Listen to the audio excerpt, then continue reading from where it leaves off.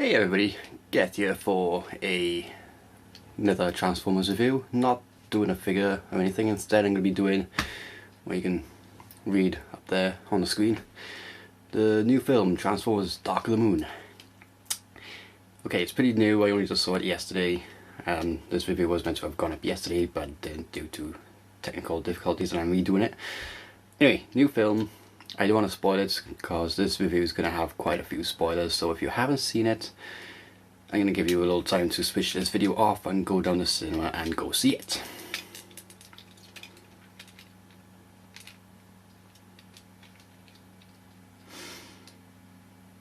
So here, okay. You have been warned. Story goes. Autobot ship, last ship from Cybertron before the war reaches its climax with the Allspark being shot into space. Is cast adrift into space, crash lands on the moon in the 60s. Man finds it, bring back some tech, and pretty much know that the Transformers existed. Now skip forward to after Revenge of the Fallen, and they find some tech from the ship in Chernobyl which caused the accident there, and realise that the ship is up there. So Optimus and the other Autobots find the Ark, and they find Sentinel Prime with technology that will help rebuild Cybertron. What they don't know is that it's all part of a plot to really fuck over the planet. And let me tell you, the way that this plan is executed, oh, ho, ho, ho, ho. Brilliant.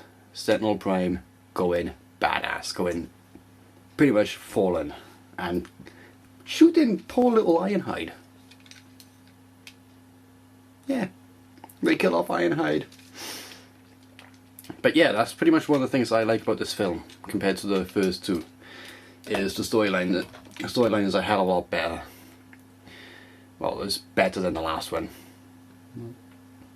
But there are similarities to Revenge of the Fallen. I mean, you got a Fallen Prime in the first one. In Revenge of the Fallen it was the Fallen.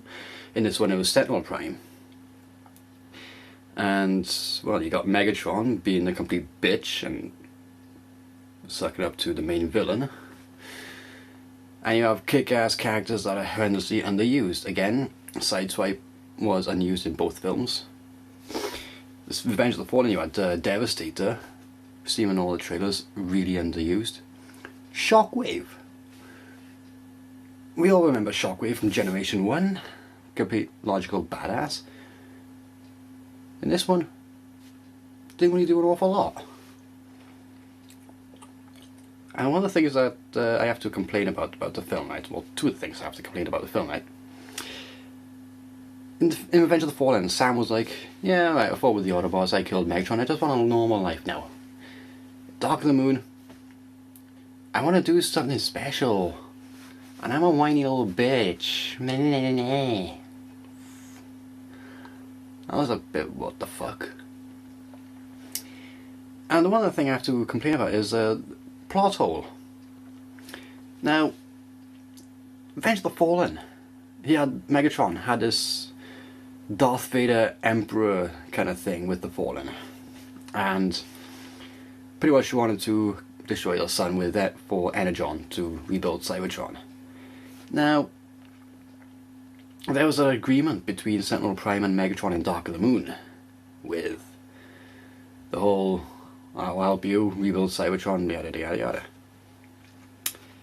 I don't quite understand how that fits in with the whole Megatron Fallen thing going on. Excuse me. But maybe that's further explained in the comics. And, well, that reminds me of another point I don't quite understand, is the name changing of two Autobots. In the comics, as far as I can tell, and the video games, the red Ferrari was called Mirage. Now in the film he's called Dino. And the blue scientist Autobot was Wheeljack, and in this one he's called Q. I can get why they call him Q. I have to expect him to turn around to Optimus and say, now pay attention, Optimus Prime. I want to show you my latest invention. If no one's seen Bond, I'm going to do nothing because I can't really do an awful lot. Anyway, Characters introduced this time. Decepticons, they had Soundwave. Does a lot more this time round. Silver Mercedes, but he still does a lot more. I'm not expecting a complete Generation 1 fanfest, but I think I wasn't quite so happy about him being silver. Didn't suit him. Laserbeaks. Not Laserbeak, Laserbeak. Oh, Laserbeak. Brilliant. Brilliant assassin, and the way he just talks is... Oh, ho, ho, ho. Oh, yeah, that Laserbeak was like... brings meaning to the word Decepticon, man. The way he just infiltrates and kills. Oh, brilliant. Brilliant character. Starscream, brown noser to Megatron.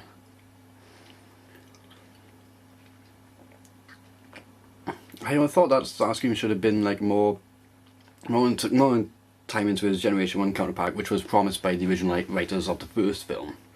That there's supposed to be a lot more dynamic with Megatron and Starscream, but it was just really him being a bit of a suck-up. But then again, Starscream was pretty deadly, and the way he gets killed.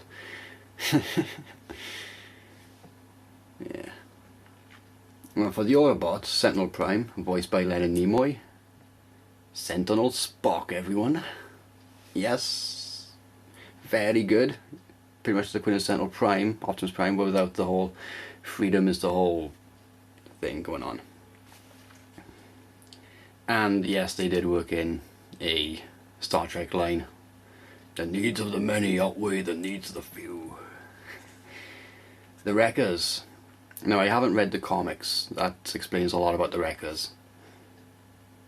I'm just waiting for the initial reaction, negative reaction I got there.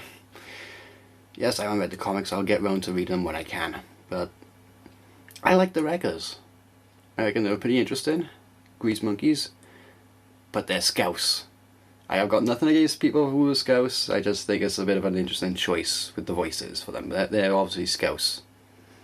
Or maybe Chav. No, I think they're Scouse. They're Scouse. But, yes. Coherent storyline this time around compared to Revenge of the Fallen. The usual Michael Bay explosions, Mabas Blue explosions, rush and car. Oh yeah, plenty of that in the second half of the film. Well, the first half is just more or less human-y thing. Not much screen time for the Transformers, and a lot more Sam being a whiny little pussy. But the second half is where all shit happens. 3D effects, I did see it in 3D. Pretty good, except for archive footage that relates to the moon landing. Granted, archive footage can't really upgrade old existing footage all that well, but I'm not going to complain about that. In 3D, if you're going to go see it in 3D, go see it in 3D.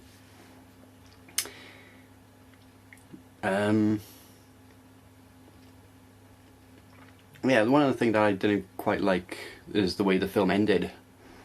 Was that with the first two, there's usually a bit of a moment where Optimus Prime gives this whole big speech, you know, I am Optimus Prime and I send this message. He didn't do that this time around, but I think that's due to new writers this time round. It says new writers for this one. The original writers didn't come back, but I kind of felt that the film kind of ended a little bit abrupt.